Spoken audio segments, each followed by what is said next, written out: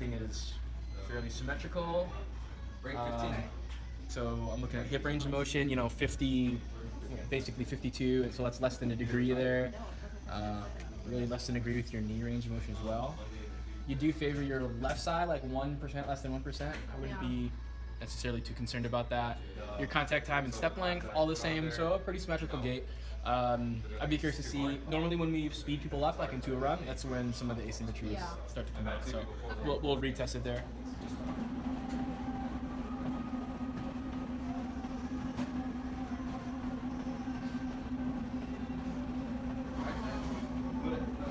Very symmetrical, but now what really comes out is how much you favor your left side when it comes to running, right? That was only less than 1% before, now it's almost 5%.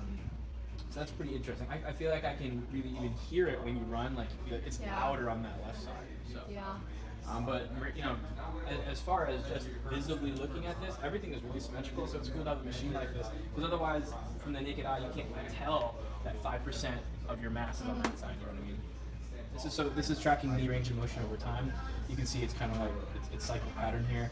I'm just looking if I can see a major difference between the two. In general, I would say it's pretty close, but if you compare like the peaks of your range of motion here, your right knee goes through more relative knee flexion on average compared to, if you compare these red and green peaks here.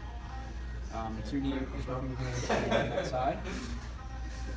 So the right has more flexion? The right has more flexion, but the left has more extension. So if you compare the valleys, now the opposite is true. The red just kind of sneaks out all the greens just by a little, just by a little bit. So.